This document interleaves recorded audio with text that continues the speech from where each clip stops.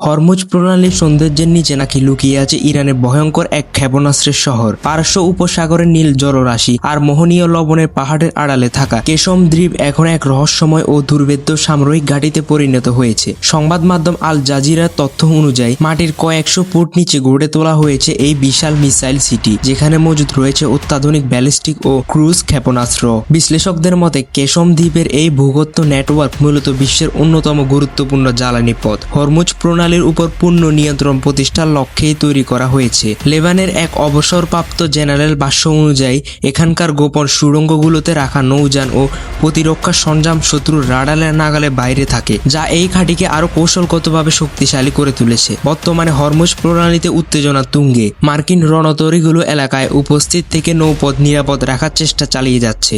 তবে ইরানের এই শক্তিশালী ও সুসংগঠিত সামরিক অবস্থান যুক্তরাষ্ট্রের প্রতিরক্ষা পরিকল্পনার জন্য বড় চ্যালেঞ্জ হয়ে দাঁড়িয়েছে। সব মিলিয়ে হরমুজ প্রণালী এখন শুধু একটি গুরুত্বপূর্ণ নৌপথ নয়, বরং বৈশ্বিক শক্তির লড়াইয়ের এক গুরুত্বপূর্ণ কেন্দ্রবিন্দুতে পরিণত হয়েছে।